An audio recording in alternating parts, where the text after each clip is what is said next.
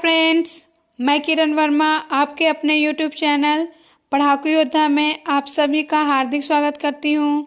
Friends, आज मैं आप सभी को अपने इस वीडियो में आप सभी के सीजी एसीएफ और रेंजर एग्जाम मीन्स छत्तीसगढ़ सहायक वन संरक्षक और वन क्षेत्रपाल एग्जाम के लिए पॉलीमर से रिलेटेड बहुत ही इंपॉर्टेंट क्वेश्चंस करवाने वाली हूँ, जो कि पीएमटी हो गया, पीईटी हो गया और नीट एग्जाम्स में आ चुके हैं। ठीक है, मीन्स ऐसे क्वेश्चंस करवाने वाली हूँ मैं आप सभी को जो अदर लेवल एग्जाम्स है, जैसे पीईटी अभी बताई मैं, इन सभी एग्जाम्स में आ चुका है। और इन्हीं एग्जाम्स में जो क्वेश्चंस आया हुआ है फ्रेंड्स, सेम टू सेम उसी क्वेश्चन को उठा करके आप सभी के एग्जाम में पूछा गया है। इसलिए स्पेशली मैं आप सभी के लिए अलग अलग बुक्स से ये जो पीईटी, पीएमटी हो गया और नीट एग्जाम्स में जो क्वेश्चंस आए हुए हैं फ्रेंड्स, उसका कलेक्शन करी हूँ। तो फ्रेंड्स, मैं जितने भी क्वेश्चन करवाने वाली हूँ इसे आप सभी अच्छे से ज़रूर सॉल्व करिएगा। और साथ ही ये भी बता देती हूँ फ्रेंड्स कि मैं पॉलीमर से रिलेटेड बहुत ही इंपॉर्टेंट फैक्ट्स भी आप सभी को इस वीडियो में कवर करवाने वाली हूँ, जैसा क्वेश्चन आपके एग्जाम में पूछा जाता है उससे रिलेटेड। तो इसलिए फ्रेंड्स, ये वीडियो बहुत ही ज़्यादा इंपॉर्टेंट है आप सभी के लिए, तो इस वीडियो को कंप्लीट ज़रूर देखिएगा। और मैं जितने भी इंपॉर्टेंट फैक्ट्स बताने वाली हूँ इसे भी आप सभी अच्छे से याद कर लीजिएगा, क्योंकि मैं जो भी इंपॉर्टेंट फैक्ट्स बताने वाली हूँ फ्रेंड्स, वो सिर्फ आप सभी के सीजी एसीएफ और रेंजर एग्जाम में नहीं, बल्कि रेलवे हो गया, साथ ही एसएससी में भी इससे क्वेश्चन पूछे जाते हैं। और अगर आपने सीजी व्यापम का एग्ज़ाम दिया होगा, सीजीपीएससी का, तो उसमें कभी भी फ्रेंड्स जो पॉलीमर्स है उससे रिलेटेड क्वेश्चन भी पूछा जाता है। तो इस तरीके से फ्रेंड्स, आप सभी के लिए ये जो पॉलीमर है वो बहुत ही ज़्यादा इंपॉर्टेंट है, इसलिए स्पेशली मैं इसी को डेडिकेटेड ये वीडियो बना रही हूँ, जिससे आप सभी का कोई भी क्वेश्चन ना छूटे और आप सभी को अच्छे से क्लियर हो जाए कि आप सभी के एग्जाम्स में किस टाइप के क्वेश्चन बनते हैं। क्योंकि मैं आप सभी को क्वेश्चन सीरीज करवा रही हूँ, तो फ्रेंड्स मैं अपनी रिस्पॉन्सिबिलिटी से आप सभी को सारे क्वेश्चंस करवाऊंगी जैसा आपके एग्जाम में क्वेश्चन पूछा जाता है, जिससे आप सभी कैसा क्वेश्चन आता है ये अच्छे से जान जाएंगे। ठीक है फ्रेंड्स, तो चलिए मैं ये वीडियो स्टार्ट करती हूँ आप सभी के लिए। तो सबसे पहला क्वेश्चन है फ्रेंड्स आज का आप सभी के लिए, पीवीसी एकलक का नाम है। मीन्स जो पीवीसी है, पीवीसी क्या है फ्रेंड्स, एक बहुलक है। ठीक है, क्या है, एक पॉलीमर है। पीवीसी का फुल फॉर्म होता है पॉलीवाइनिल क्लोराइड। क्या होता है, पॉलीवाइनिल क्लोराइड, या फिर इसे पॉलीविनाइल क्लोराइड भी पढ़ते हैं। ठीक है, तो आप वाइनिल पढ़ो चाहे विनाइल पढ़ो, एक ही बात है। तो पीवीसी का फुल फॉर्म यही होता है फ्रेंड्स। तो देखिए फ्रेंड्स, आप सभी को शॉर्ट में भी दे सकते हैं, क्योंकि जो क्वेश्चन मैं आप सभी को करा रही हूँ वे क्वेश्चन पूछा जा चुका है एग्जाम में। ठीक है, और साथ ही आपके सिलेबस में स्पेशली मेंशन किया हुआ है पॉलीविनाइल क्लोराइड करके। ठीक है, तो आपको पता होना चाहिए कि ये जो पॉलीविनाइल क्लोराइड है या फिर पॉलीवाइनिल क्लोराइड है वो किससे बना होता है। एकलक मीन्स फ्रेंड्स क्या होता है, एकलक को इंग्लिश में कहते हैं मोनोमर। एकलक जो है वो अणु होते हैं जिनसे मिलकर कोई पॉलीमर बनता है। ठीक है, तो आप सभी को पूछ रहा है कि ये जो पीवीसी है वो किससे मिलकर बना है, मीन्स इसके मोनोमर का नाम क्या है। मोनोमर को ही हिंदी में क्या कहते हैं, एकलक कहते हैं। तो फ्रेंड्स इसका आंसर क्या है, क्लोरोएथीन। क्या है, क्लोरोएथीन है फ्रेंड्स। ठीक है, और साथ ही फ्रेंड्स मैं आप सभी को बता देती हूँ कि ये जो क्लोरोएथीन है इसे एक और नाम से जानते हैं, वाइनिल क्लोराइड। किस नाम से, वाइनिल क्लोराइड। तो देखिए ये जो बहुलक है या फिर पॉलीमर है, इसका नाम क्या है, पॉलीवाइनिल क्लोराइड, और इसके एकलक का क्या नाम है, वाइनिल क्लोराइड। ठीक है, इसीलिए आप सभी को वाइनिल क्लोराइड ना दे करके क्लोरोएथीन दिया हुआ है, क्योंकि ये जो वाइनिल क्लोराइड है फ्रेंड्स एक्चुअली में ये सामान्य नाम है।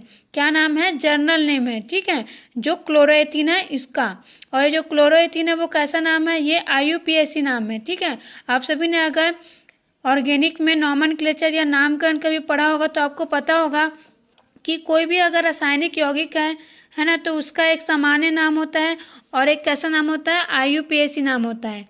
ठीक है, तो फ्रेंड्स ये जो क्लोरोएथीन है वो वाइनिल क्लोराइड का एक्चुअली में IUPAC नाम है। तो आप सभी को ये पता होना चाहिए, इसलिए स्पेशली मैं इस क्वेश्चन को इसमें ऐड करी हूँ। ठीक है फ्रेंड्स, तो पीवीसी एकलक का नाम मीन्स पीवीसी के एकलक का क्या नाम है, क्लोरोएथीन। आप सभी क्लोरोएथीन को जरूर याद रखिए। अब अगला क्वेश्चन देखिए फ्रेंड्स, अगला क्वेश्चन है बेकेलाइट किसकी क्रिया से प्राप्त होता है। मीन्स ये जो बेकेलाइट है फ्रेंड्स, जो कि क्या है, एक पॉलीमर है, ये किसके किसके रिएक्शन से बनता है ये पूछा जा रहा है। तो फ्रेंड्स ये जो बेकेलाइट है वो फॉर्मेल्डिहाइड की फिनॉल से क्रिया होने से बनता है। ठीक है, किसकी फॉर्मेल्डिहाइड की फिनॉल से रिएक्शन से ये बनता है।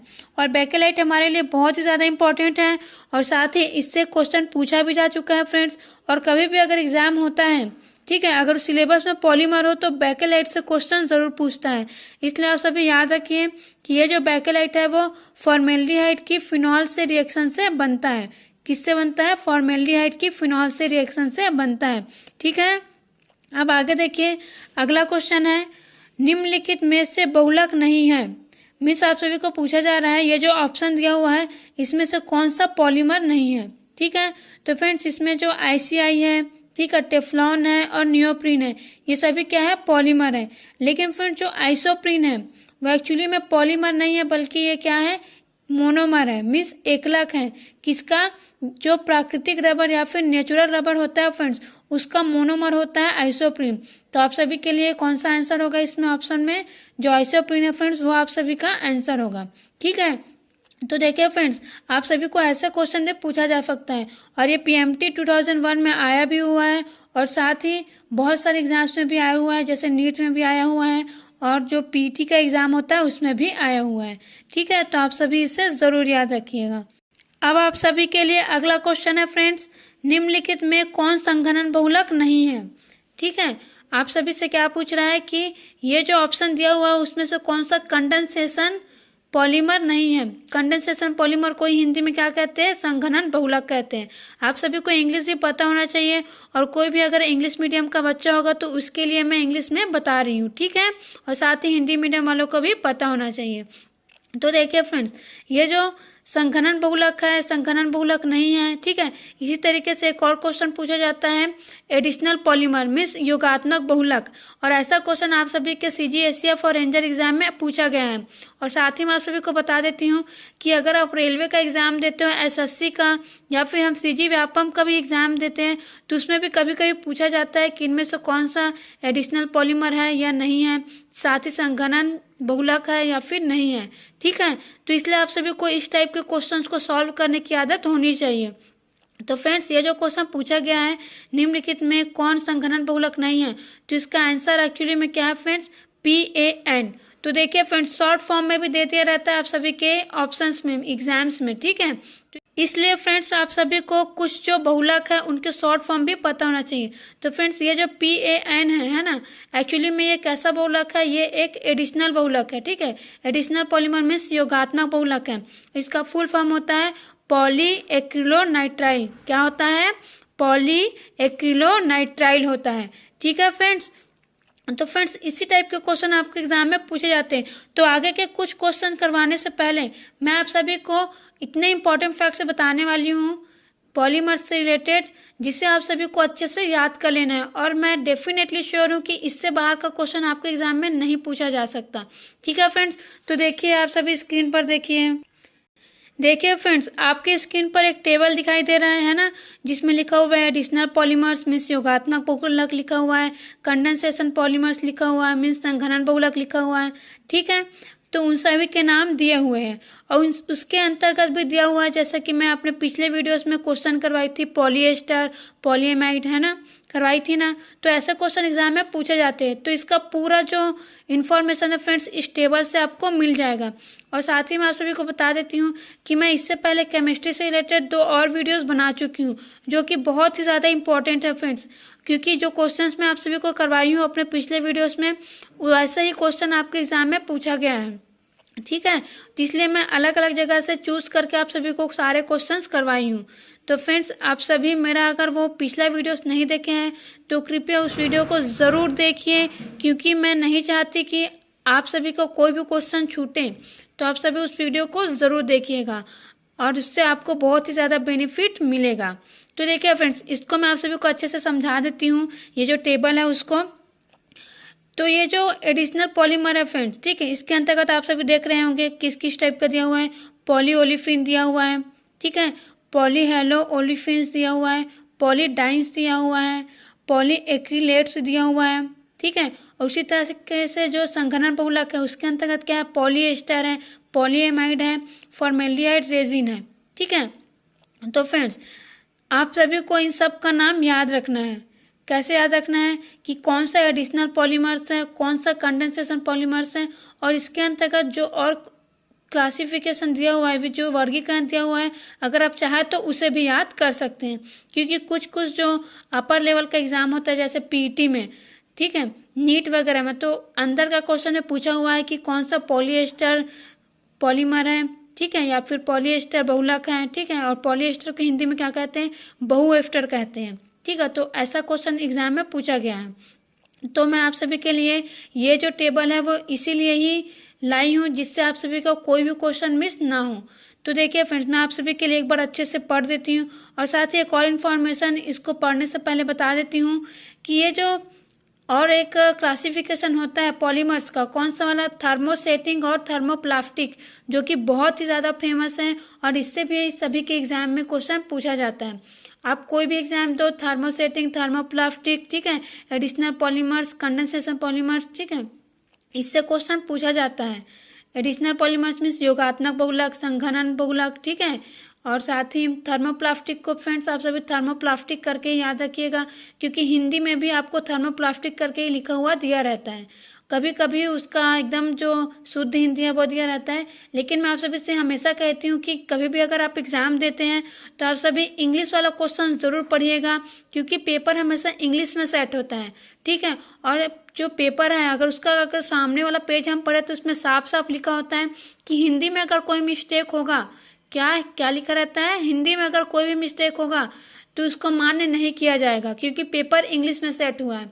मीन्स अगर हिंदी में कोई मिस्टेक है ना, और आपने उसको पढ़कर अलग आंसर दे दिया और आपका आंसर गलत हो गया, तो आप जो है ब्लेम नहीं कर सकते, मीन्स आप कुछ भी नहीं कर सकते हो। आप नहीं बोल सकते कि हिंदी में आपका प्रिंटिंग मिस्टेक था, इसकी वजह से मेरा क्वेश्चन गलत हुआ है, ऐसा करके आप दावा आपत्ति नहीं कर सकते हो, ठीक है, कोई भी ऑब्जेक्शन नहीं लगा सकते हो। ओनली इंग्लिश में अगर कोई मिस्टेक है ना, तो उसके अकॉर्डिंग लगाया जा सकता है। इसलिए आप सभी इंग्लिश को ज़रूर पढ़ा कीजिए, ठीक है फ्रेंड्स। तो चलिए अब मैं आप सभी को अच्छे से बता देती हूँ इसको, ठीक है फ्रेंड्स। तो मैं आप सभी को क्या बता रही थी कि ये जो थर्मोसेटिंग और थर्मोप्लास्टिक है फ्रेंड्स, उसे भी आप सभी इसी के माध्यम से याद रख सकते हैं। मीन्स ये जो टेबल है फ्रेंड्स, इसमें हर प्रकार के बहुलक का सार है, ठीक है, इसलिए स्पेशली इस टेबल को मैं आप सभी के लिए शो करी हूँ। तो फ्रेंड्स, ये जो थर्मोसेटिंग और थर्मोप्लास्टिक वाला जो क्लासिफिकेशन होता है वो भी फ्रेंड्स इसी के अकॉर्डिंग होता है। मीन्स जो भी संघनन बहुलक है, जो भी संघनन बहुलक जिसे इंग्लिश में कंडेंसेशन पॉलीमर कहते हैं, वो सारे के सारे लगभग क्या होते हैं, थर्मोसेटिंग होते हैं। क्या होते हैं, थर्मोसेटिंग होते हैं, ठीक है। उसी तरीके से जो थर्मोप्लास्टिक पॉलीमर्स होते हैं वो लगभग सारे के सारे क्या होते हैं, एडिशनल पॉलीमर्स होते हैं। मीन्स जो योगात्मक बहुलक है वही क्या होते हैं, थर्मोप्लास्टिक होते हैं, ठीक है। तो ऐसे आप सभी जितने भी क्लासिफिकेशन है बहुलक के उसे याद रख सकते हैं, क्योंकि ऐसे ही क्वेश्चन एग्जाम में पूछा जाता है। तो देखिए फ्रेंड्स, मैं आप सभी को संघनन बहुलकों का नाम पढ़ के बताती हूँ पहले। तो सबसे पहले देखते हैं पॉलीएस्टर। तो पॉलीएस्टर के अंतर्गत आता है टेरिलीन, और ये वाला क्वेश्चन मैं आप सभी को अपने पिछले वाले लेक्चर में करवा चुकी हूँ, ठीक है। इसके अलावा एक है ग्लिप्टल या फिर इसे एलिग्डल भी कहते हैं, और ऐसा क्वेश्चन भी एग्जाम में पूछा जा चुका है, ठीक है। क्या क्या है फ्रेंड्स, टेरिलीन, ग्लिप्टल या फिर एलिग्डल रेजिन, ठीक है। ये क्या है, पॉलीएस्टर। देखिए फ्रेंड्स, सिर्फ 2 ही नाम है, ज़्यादा नाम आपको याद रखना भी नहीं है। ये जो सारणी है फ्रेंड्स, इसमें ज़्यादा नाम है भी नहीं, ठीक है। सिर्फ आप देखिए, अगर हम संघनन बहुलक में देखेंगे तो आपको सिर्फ 7 नाम याद रखना है, और अगर हम योगात्मक में देखेंगे तो इसमें से आधा से ज़्यादा नाम तो आपको याद ही होगा, ठीक है। तो एक बार पढ़ूंगी तो आपको इजीली याद हो जाएगा। तो आप सभी ध्यान से सुनिए, आपको ऑटोमेटिक मेरा ये वीडियो देखते देखते ही याद हो जाएगा। तो पॉलीएस्टर के अंतर्गत था टेरिलीन, ठीक है। सेकेंड था ग्लिप्टल या एलिग्डल रेजिन। उसके बाद है पॉलीएमाइड।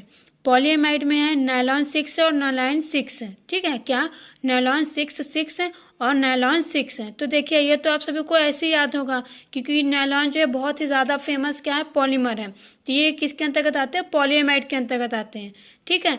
क्या, संघनन बहुलक के अंतर्गत फिर से जो क्लासिफिकेशन है उसमें ये पॉलीएमाइड के अंतर्गत आते हैं। उसके बाद फॉर्मेल्डिहाइड रेजिन। तो फ्रेंड्स, इसमें सबसे पहला नाम तो बेकेलाइट ही है, और बेकेलाइट तो बहुत ही ज़्यादा फेमस है, ठीक है। साथ ही देखिए, आपको ये याद रखने में कोई डिफिकल्टी भी नहीं होगा, क्योंकि फॉर्मेल्डिहाइड रेजिन इसलिए बोला जा रहा है क्योंकि इसमें एक जो इसका भाग है वो क्या है, फॉर्मेल्डिहाइड रेजिन है। क्योंकि अभी आपको मैंने एक क्वेश्चन कराई, उसमें आपने देखा कि ये जो बेकेलाइट है वो फिनॉल और फॉर्मेल्डिहाइड से बन रहा था ना, तो इसीलिए इसमें फॉर्मेल्डिहाइड रेजिन लिखा हुआ है। क्योंकि इसमें जो मैं जितना भी नाम बताऊंगी उसमें से एक जो आपका पार्ट होगा इनका वो क्या होगा, फॉर्मेल्डिहाइड ही होगा। तो सबसे पहले है बेकेलाइट। तो बेकेलाइट किससे बनता है, फिनॉल और फॉर्मेल्डिहाइड से बनता है, इसलिए इसका एक और नाम क्या है, फिनॉल फॉर्मेल्डिहाइड रेजिन। ठीक है। उसके बाद सेकेंड देखिए, मेलामीन। मेलामीन फॉर्मेल्डिहाइड रेजिन, उसको या फिर क्या बोलते हैं, मेलावेयर भी कहते हैं। जैसे कि बेकेलाइट को बेकेलाइट भी कहते हैं और फिनॉल फॉर्मेल्डिहाइड रेजिन भी कहते हैं, उसी तरीके से जो मेलावेयर है उसको मेलामीन फॉर्मेल्डिहाइड रेजिन भी कहते हैं। क्या कहते हैं, मेलामीन फॉर्मेल्डिहाइड रेजिन भी कहते हैं। फिर लास्ट है यूरिया फॉर्मेल्डिहाइड रेजिन। क्या है, यूरिया फॉर्मेल्डिहाइड रेजिन। तो देखिए फ्रेंड्स कितना इजी है, थोड़ा सा भी डिफिकल्ट नहीं है। हम सभी क्या करते हैं, कोई भी बड़ा सा टेबल देखते हैं फिर उसको पढ़ते ही नहीं है, लेकिन अगर हम पढ़े फ्रेंड्स तो एक ही बार में हमें याद हो जाता है। तो इसलिए आप सभी इसे, अगर आपको एक ही बार में देख के याद नहीं हो रहा है तो वीडियो को थोड़ा देर फिर से पीछे ले जा करके एक बार फिर से सुनिएगा, आपको ऑटोमेटिक याद हो जाएगा। एक बार फिर से मैं बता देती हूँ, फॉर्मेल्डिहाइड रेजिन कौन कौन सा है, बेकेलाइट है, ठीक है, क्या है, बेकेलाइट, जिसे क्या कहते हैं हम, फिनॉल फॉर्मेल्डिहाइड रेजिन भी कहते हैं। उसके बाद मेलावेयर, जिसे हम क्या कह सकते हैं, मेलामीन फॉर्मेल्डिहाइड रेजिन भी कह सकते हैं। उसके बाद है यूरिया फॉर्मेल्डिहाइड रेजिन। क्या है, यूरिया फॉर्मेल्डिहाइड रेजिन। ठीक है। अब आगे देखिए फ्रेंड्स, आगे मैं आप सभी को बताती हूँ जो एडिशनल पॉलीमर्स हैं उनके बारे में। तो इसमें है फ्रेंड्स पॉलीओलिफिन्स। सबसे पहले क्या है, पॉलीओलिफिन्स। ठीक है। तो इसके अंतर्गत है पॉलीएथिलीन, जिसे आप सभी अच्छे से जानते हैं। ठीक है, पॉलीथीन भी बोलते हैं इसको। उसके बाद है पॉलीप्रोपिलीन, उसके बाद है पॉलीस्टाइरीन। ठीक है, सिर्फ तीन ही नाम याद रखना है, पॉलीएथिलीन, पॉलीप्रोपिलीन और पॉलीस्टाइरीन। उसके बाद है पॉलीहेलो ओलिफिन। क्या, पॉलीहेलो ओलिफिन। फ्रेंड्स हेलो जो लगा है वो एक्चुअली में क्यों लगा है बताऊं, क्योंकि आप सभी जानते होंगे, अगर पीरियोडिक टेबल आपने कभी भी पढ़ा होगा, और ऐसे बच्चे जो कि साइंस से बिलोंग नहीं करते हैं, मीन्स जो भी एग्रीकल्चर वाले हो सकते हैं या फिर आर्ट्स वाले हो सकते हैं, जो भी मेरा ये वीडियो देख रहे होंगे, तो उनको घबराने वाली बात नहीं है कि उन्होंने पीरियोडिक टेबल नहीं पढ़ा है। मैं सिर्फ थोड़ा सा इन्फॉर्मेशन के लिए बता रही हूँ कि अगर कोई जानता होगा तो उनको पता होगा कि हेलो क्या होता है, हेलोजन नाम का एक ग्रुप होता है। क्या होता है, हेलोजन नाम का पीरियोडिक टेबल में एक ग्रुप है। तो उसका कोई भी अगर एलिमेंट, एलिमेंट मीन्स तत्व, जैसे क्लोरीन हो गया, फ्लोरीन हो गया, है ना, ब्रोमीन हो गया, इनमें से कोई भी एक तत्व इन पॉलीमर्स का अगर भाग है, क्या है, इन पॉलीमर्स का एक पार्ट है, मीन्स इनके जो भी एकलक है या मोनोमर है, ठीक है, उनमें से एक तत्व क्या है, क्लोरीन या फिर कोई भी हेलोजन तत्व है, इसलिए इसका नाम क्या रखा गया है, पॉलीहेलो ओलिफिन रखा गया है। ठीक है, किसका है, जो पीरियोडिक टेबल है उसमें जो हेलोजन ग्रुप के जो एलिमेंट्स हैं, तत्व हैं, उनके होने के कारण ही इसका नाम क्या रखा गया है, पॉलीहेलो ओलिफिन रखा गया है। ठीक है, जैसे कि टेफ्लॉन, टेफ्लॉन क्या होता है, इसको क्या बोलते हैं, पॉलीटेट्राफ्लोरोएथिलीन। तो इसमें क्या आ रहा है, फ्लोरो आ रहा है।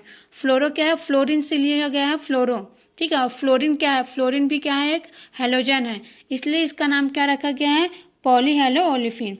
तो देखिए फिर इसके अंतर्गत आपको सिर्फ चार याद रखना है। टेफ्लॉन, टेफ्लॉन को और क्या कहते हैं, पॉलीटेट्राफ्लोरोएथिलीन। एक्चुअली में जो टेट्राफ्लोरोएथिलीन है वो क्या है, इसका एकलक है। तो फ्रेंड्स ये बहुत सारे एकलक या मोनोमर मिलकर पॉलीमर बनाते हैं, इसलिए सामने क्या लग गया, पॉली लग गया। ठीक है, उसके बाद है सेकंड देखें, और इसका शॉर्ट फॉर्म भी नीचे लिखा हुआ है फ्रेंड्स, देखिए आप सभी PTFE। तो आप सभी इसका शॉर्ट फॉर्म भी ज़रूर याद रखिएगा, आपने अभी देखा ऑप्शन में शॉर्ट फॉर्म भी दिया रहता है। ठीक है, और साथ ही आपके जो सिलेबस है उसमें स्पेशली मेंशन किया हुआ है पॉलीथीन वगैरह, तो इसलिए आप सभी के लिए ये बहुत ही इंपॉर्टेंट हो जाता है। तो टेफ्लॉन के बाद है सेकेंड, पॉलीमोनोक्लोरो ट्राइफ्लोरोएथिलीन। क्या, पॉलीमोनोक्लोरो ट्राइफ्लोरोएथिलीन। ठीक है फ्रेंड्स, क्या लिखा हुआ है, पॉलीमोनोक्लोरो ट्राइफ्लोरोएथिलीन, पॉलीमोनोक्लोरो ट्राइफ्लोरोएथिलीन। ठीक है, इस नीचे में शॉर्ट फॉर्म दिया, देखिए पॉली के लिए P यूज किया हुआ है, किसके लिए, पॉली के लिए P यूज किया हुआ है, पॉलीमोनो, पॉलीमोनो के लिए P यूज हुआ है। ठीक है, क्लोरो के लिए C यूज हुआ है, ट्राई के लिए T यूज़ हुआ है, फ्लोरो के लिए F यूज़ हुआ है और एथिलीन के लिए E यूज़ हुआ है। ठीक है, तो सामने का मीन्स जो पॉलीमोनो है उसके लिए सिर्फ P यूज़ हुआ है। तो ऐसे आप सभी नाम को पढ़ेंगे ना तो आपको इजीली याद हो जाएगा। इसमें देख के इतना बड़ा लंबा नाम है करके डरने की या फिर घबराने की कोई भी ज़रूरत नहीं है। आप सिर्फ सिंपली 102 बार सुनिए, आपको ऑटोमेटिक याद हो जाएगा। उसके बाद है PVC। PVC का फुल फॉर्म क्या होता है? पॉलीवाइनिल क्लोराइड। ठीक है, क्या? पॉलीवाइनिल क्लोराइड। और कहीं कहीं पर इसे विनाइल क्लोराइड भी लिखा रहता है। तो वाइनिल लिखा रहा है, विनाइल लिखा रहा है, वो आपके प्रोनाउंसिएशन पर डिपेंड करता है। मीन्स आप कैसे उच्चारण करते हो, जो इंग्लिश में लिखा है उसको हिंदी में उस पर डिपेंड करता है। ठीक है, तो वाइनिल क्लोराइड लिखा रहा है या विनाइल लिखा रहा है वो एक ही है। तो देखिए इसका शॉर्ट फॉर्म क्या है? PVC है। उसके बाद है पॉलीवाइनिल एसीटेट। क्या है? पॉलीवाइनिल एसीटेट। ठीक है फ्रेंड्स, क्या है? पॉलीवाइनिल एसीटेट। फ्रेंड्स मैं आप सभी को बार बार बता देती हूँ कि ये जो मैं क्वेश्चन आप सभी को करवा रही हूँ, मीन्स ये जो थ्योरी मैं आपको बता रही हूँ टेबल, ये हर एग्जाम में आपके काम आएगा। ऐसा नहीं है कि सिर्फ इसी एग्जाम में, इसलिए जो मैं करा रही हूँ उसे आप सभी अच्छे से याद कर लीजिएगा। ठीक है फ्रेंड्स, अब आगे देखते हैं पॉलीडाइंस। क्या? पॉलीडाइंस। तो पॉलीडाइंस में आपको सिर्फ 3 ही याद रखना है। पहला है नियोप्रीन। ठीक है, क्या है? नियोप्रीन। उसके बाद है ब्यूना एस। ब्यूना एस जिससे मैं अभी क्वेश्चन कराई थी। ठीक है, इसको क्या कहते हैं? SBR भी कहते हैं। SBR का फुल फॉर्म में क्या बताई थी? स्टायरीन ब्यूटाडाइन रबड़। स्टायरीन ब्यूटाडाइन रबड़। ठीक है, उसके बाद है ब्यूना एन। ब्यूना एन को GRA भी कहते हैं और इसका फुल फॉर्म होता है जनरल पर्पस रबड़ एक्रिलोनाइट्राइल। क्या होता है? जनरल पर्पस रबड़ एक्रिलोनाइट्राइल। ठीक है, तो ये होता है ब्यूनाइन। तो सिर्फ 3 ही याद रखना है पॉलीडाइंस में। उसके बाद है पॉली एक्रिलेट्स। क्या है? Poly acrylates. तो इसके अंतर्गत है ल्यूसाइट। ठीक है, ल्यूसाइट को ही प्लेक्सीग्लास भी कहते हैं या एक्रिलाइट भी कहते हैं। एक बार फिर से सुनिए, ल्यूसाइट इसी को ही क्या कहते हैं? प्लेक्सीग्लास भी कहते हैं, एक्रिलाइट भी कहते हैं। इसके बाद दूसरा है फ्रेंड्स पॉलीएथिल एक्रिलेट। क्या है? पॉलीएथिल एक्रिलेट। उसके बाद तीसरा है आर्लोन। क्या है? ऑर्लोन या फिर एक्रिलेन। क्या है? ऑर्लोन या फिर एक्रिलेन। तो फ्रेंड्स सिर्फ 3 ही आप सभी को पॉली एक्रिलेट्स के अंतर्गत याद रखना है। पहला एक बार फिर से बोल देती हूँ मैं, ल्यूसाइट या फिर इसी को ही प्लेक्सीग्लास भी कहते हैं या फिर एक्रिलाइट भी कहते हैं। उसके बाद सेकंड है पॉलीएथिल एक्रिलेट। उसके बाद थर्ड है आर्लोन या फिर एक्रिलेन भी कहते हैं। और साथ ही मैं आप सभी को बता देती हूँ कि ये जो पॉली एक्रिलेट्स हैं इससे अभी तक आप सभी के एग्जाम में क्वेश्चन नहीं पूछा गया है।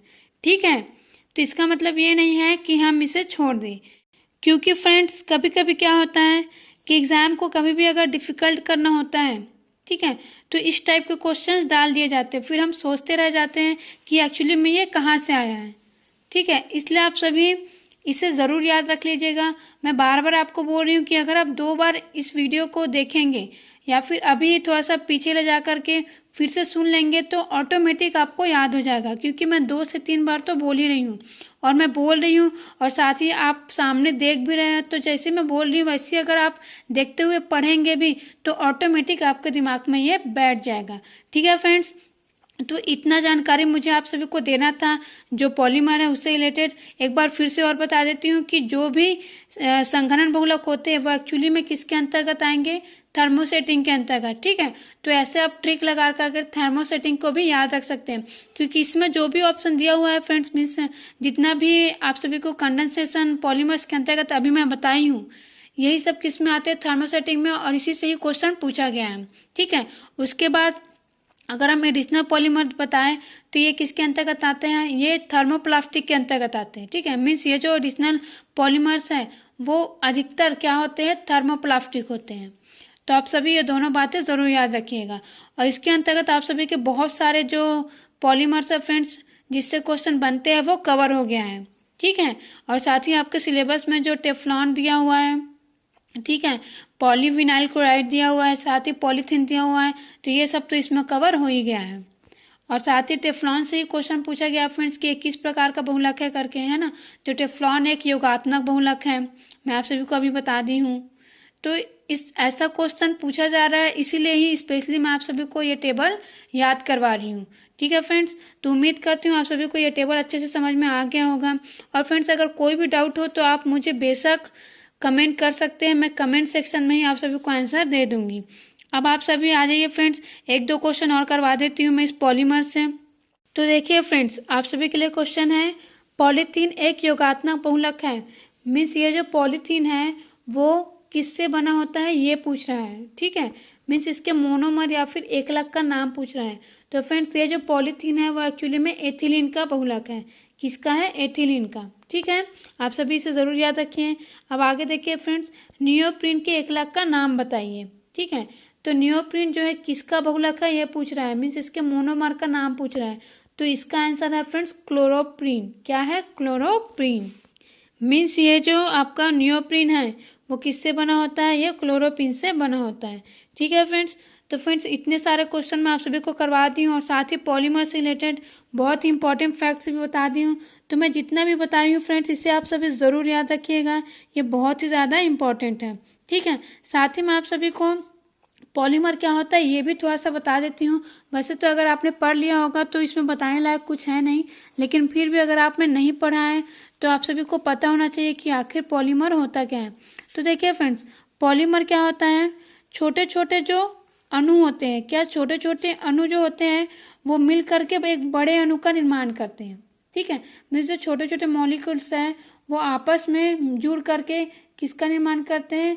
एक मेजर जो मॉलिक्यूल है उसका निर्माण करते हैं। तो ये जो प्रक्रिया है फ्रेंड्स, इसको क्या कहते हैं हम? पॉलीमराइजेशन या फिर बहुलीकरण कहते हैं। और इससे जो भी हमें मिलता है, मीन्स जो भी प्रोडक्ट इसका मिलता है उसे क्या कहते हैं? पॉलीमर कहते हैं। ठीक है, तो ये क्या होता है फ्रेंड्स, एक्चुअली में ये जो आपका पॉलीमर्स है वो एक्चुअली में एक मैक्रो अणु है या फिर मैक्रो पॉलीमर है। और ऐसा क्वेश्चन भी एग्जाम में पूछा जा चुका है। अगर हम इसका डेफिनेशन देखना चाहें तो इसका डेफिनेशन होता है फ्रेंड्स पॉलीमर का, सरल अणुओं के संयोजन से बने, क्या? सरल अणुओं के संयोजन से बने उच्चतर आणविक द्रव्यमान वाले यौगिकों को बहुलक कहते हैं। तो फ्रेंड्स ये क्या है? डेफिनेशन है, जो कि आप सभी को थोड़ा कॉम्प्लिकेटेड लगा होगा, लेकिन सिंपल शब्दों में यही है कि छोटे छोटे जो एकलक होते हैं या फिर जो सरल अणु होते हैं उनके मिलने से क्या बनता है? एक बड़े अणु का निर्माण होता है, जिसे हम क्या कहते हैं? पॉलीमर कहते हैं। ठीक है, अब जैसे कि आपको डेफिनेशन मैं बताइए अभी कि सरल अणुओं के संयोजन, संयोजन मीन्स कॉम्बिनेशन, संयोजन को हिंदी इंग्लिश में क्या कहते हैं? कॉम्बिनेशन। उससे एक उच्चतर आणविक द्रव्यमान, उच्चतर मीन्स हाइयर। ठीक है, मीन्स बहुत अधिक द्रव्यमान वाला क्या बनता है? यौगिक बनता है या कंपाउंड बनता है, उसे क्या कहते हैं? बहुलक कहते हैं। ठीक है, और एक्चुअली में अगर हम बहुलक का निर्माण करते हैं कभी भी जो एकलक या मोनोमर्स हैं उनसे, तो इसमें फ्रेंड्स सामान्यतः 100 से अधिक मोनोमर होने चाहिए। ठीक है, मीन्स 100 से अधिक मॉलिक्यूल्स होने चाहिए जो मोनोमर है उसका, तब वो आपस में मिलकर किसका निर्माण करते हैं? पॉलीमर का निर्माण करते हैं। ठीक है, और साथ ही मैं आप सभी को इसका एक और क्लासिफिकेशन बता देती हूँ, समबहुलक और सहबहुलक। ये जो बहुलक है फ्रेंड्स इसे दो प्रकार से और डिवाइड करते हैं। कैसे डिवाइड करते हैं? समबहुलक और सहबहुलक। होमोपॉलीमर होता है और होता है कोपॉलीमर, कोपॉलीमर या फिर मिक्स्ड पॉलीमर भी इसे कहते हैं। ठीक है, अब देखिए समबहुलक क्या होता है? समबहुलक मीन्स जैसे कि नाम ही क्या है? सम। तो ऐसा बहुलक जिसके जो जितने भी अणु हैं या फिर जितने भी मोनोमर हैं वो एक ही प्रकार के होते हैं। जैसे कि मैं आप सभी को बताई पॉलीथीन है ना, पॉलीथीन किसका बहुलक है? पॉलीथीन जो है वो एथिलीन का बहुलक है। मीन्स इसमें जितने भी अणु होंगे वो सारे एथिलीन के होंगे। तो ये क्या है? ये एक समबहुलक है। ठीक है, क्योंकि इसमें एक ही प्रकार का क्या है फ्रेंड्स? एकलक है या फिर मोनोमर है। उसके बाद में क्या बताइए? सहबहुलक। सहबहुलक जैसे सह लिखा है, सह मीन्स क्या होता है? सात होता है। एक्चुअली में सह का मीनिंग अगर हम देखें तो क्या होता है? सात। और इसको इंग्लिश में क्या बोलते हैं? कोपॉलीमर या फिर मिक्स्ड पॉलीमर। तो मिक्स्ड से तो आप सभी समझ ही गए होंगे कि मिश्रित पॉलीमर, जिसमें जो एकलक होते हैं या फिर जो मोनोमर होते हैं जो आपस में मिलकर क्या बनाते हैं? पॉलीमर या बहुलक बनाते हैं, वो अलग अलग होते हैं। जैसे कि आप सभी को मैं नायलॉन 66 बताई थी है ना, तो जो नायलॉन 66 है वो किससे मिलकर बना था? वो एडिपिक एसिड और हेक्सामेथिलीन डाइएमीन से बना था ना, बताई थी ना मैं आप सभी को। कोई अगर आप सभी ने मेरा पिछला वीडियो देखा है तो उसमें जो क्वेश्चन करवाई हूँ, अगर आपने किया होगा सॉल्व, अच्छे से देखा होगा, तो आपको याद होगा कि ये जो नायलॉन 6 होता है वो एडिपिक एसिड और साथ ही हेक्सामेथिलीन डाइएमीन का क्या है, ये पॉलीमर होता है। तो ये कैसा पॉलीमर है, ये एक सह पॉलीमर है या फिर सह बहुलक है, कोपॉलीमर है। ठीक है, तो इस प्रकार आपको पता होना चाहिए। इसी तरीके से फ्रेंड्स जो प्राकृतिक बहुलक होते हैं वो भी आपको पता होना चाहिए, क्योंकि आप सभी के एग्जाम्स में ऐसा तो नहीं है कि वही वही क्वेश्चन रिपीट करेगा। तो आप सभी को पता होना चाहिए कि प्राकृतिक बहुलक कौन कौन से हैं। तो देखिए फ्रेंड्स, प्राकृतिक बहुलक में आप सभी ने नाम सुना होगा, स्टार्च सुना होगा, सेल्यूलोज सुना होगा, सुना है ना। तो ये जो स्टार्च होते हैं, ये जो सेल्यूलोज होते हैं फ्रेंड्स, ये सब क्या है, ये सब प्राकृतिक बहुलक है। ठीक है, और साथ ही जो स्टार्च और सेल्यूलोज है वो ग्लूकोज के बहुलक है। और ये बात मैं आप सभी को अपने पिछले लेक्चर में बता चुकी हूँ, लेकिन अभी और बता रही हूँ। ठीक है, तो फ्रेंड्स आप सभी को यह पता होना चाहिए कि कौन सा नेचुरल पॉलीमर या फिर प्राकृतिक बहुलक है और कौन सा नहीं है, क्योंकि ऐसा भी क्वेश्चन एग्जाम में बन चुका है, मीन्स आ चुका है कि इनमें से कौन सा नेचुरल पॉलीमर है या फिर इनमें से कौन सा नेचुरल पॉलीमर नहीं है। ठीक है, तो इसके लिए आप सभी को जितने भी प्राकृतिक बहुलक या फिर नेचुरल पॉलीमर है उनके नाम पता होना चाहिए। अब आगे देखिए फ्रेंड्स, आगे मैं आप सभी को कुछ और नेचुरल पॉलीमर्स के बारे में बता देती हूँ। आप सभी ने डीएनए और आरएनए सुना होगा फ्रेंड्स, है ना। तो ये जो डीएनए और आरएनए है फ्रेंड्स, ये दोनों ही क्या है, ये भी पॉलीमर्स हैं। क्या है, पॉलीमर्स है, नेचुरल पॉलीमर्स हैं। ठीक है, और ये किसके बहुलक है, ये न्यूक्लियोटाइड के बहुलक है। किसके बहुलक है, न्यूक्लियोटाइड के बहुलक है। ठीक है, इसी तरीके से सिल्क सुना होगा, सिल्क जिसे हिंदी में रेशम कहते हैं। वूल सुना होगा, जिसे हिंदी में ऊन कहते हैं। चमड़ा, ठीक है, चमड़ा जिसे इंग्लिश में हम लेदर कहते हैं। तो ये सभी क्या है फ्रेंड्स, ये सब भी क्या है, बहुलक है या फिर पॉलीमर है। एक्चुअली में इसे क्या कहते हैं, प्रोटीन है ये सब, है ना। क्या है, ये सब प्रोटीन है जो कि अल्फा एमिनो अम्ल के बहुलक है। क्या है, अल्फा एमिनो एसिड जो होता है फ्रेंड्स उसका बहुलक है। सिल्क हो गया, ऊन हो गया, चमड़ा। ठीक है, तो आप सभी को यह पता होना चाहिए। इसके अलावा जो प्राकृतिक रबड़ है वो किसका बहुलक है, इसका क्वेश्चन मैं करा चुकी हूँ वैसे तो, लेकिन फिर से बता देती हूँ कि ये आइसोप्रीन का बहुलक होता है। किसका बहुलक होता है, आइसोप्रीन का बहुलक होता है। ठीक है, और साथ ही फ्रेंड्स मैं आप सभी को बता देती हूँ कि ये जो नेचुरल पॉलीमर है, इससे एक और क्वेश्चन पूछा जाता है कि नेचुरल पॉलीमर में कौन सा तत्व मिलाया जाता है जिसकी वजह से इसका जो फ्लेक्सिबिलिटी है या फिर ये लचीलापन जो है वो बढ़ता है। तो फ्रेंड्स इसमें क्या मिलाया जाता है, सल्फर मिलाया जाता है। क्या मिलाया जाता है, सल्फर मिलाया जाता है। और ये जो सल्फर मिलाने की जो प्रक्रिया है या फिर प्रोसेस है, इसे क्या कहते हैं, वल्कनीकरण कहते हैं। क्या कहते हैं, वल्कनीकरण या फिर वल्कनाइजेशन कहते हैं इंग्लिश में। क्या कहते हैं इंग्लिश में, वल्कनाइजेशन कहते हैं।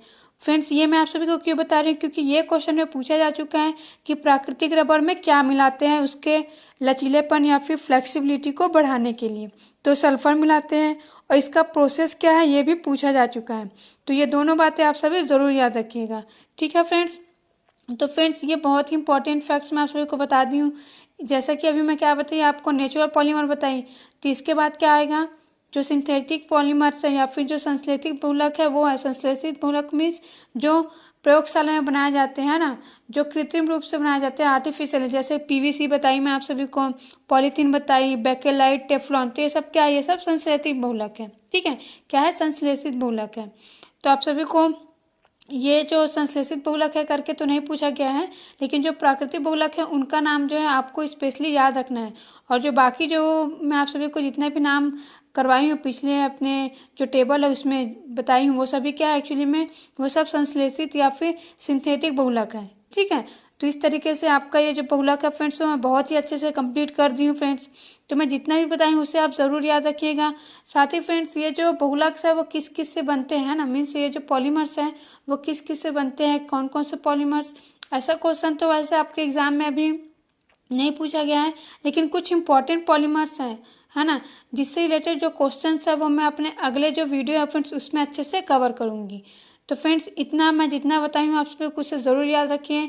ये सारा इंपॉर्टेंट फैक्ट आप सभी के एग्जाम्स में बहुत ही काम आएगा। और आप कोई भी एग्जाम्स दो जिसके सिलेबस में पॉलीमर हो तो आपको इससे एक्स्ट्रा पढ़ने की ज़रूरत नहीं होगी। ठीक है फ्रेंड्स, तो आप सभी को मेरा ये वीडियो कैसा लगा फ्रेंड्स मुझे कमेंट करके ज़रूर बताइएगा, और अच्छा लगा हो तो लाइक तो ज़रूर करिएगा, और साथ ही मैं जितने इंपॉर्टेंट फैक्ट्स बताई हूँ उससे याद ज़रूर कर लीजिएगा। Thank you friends.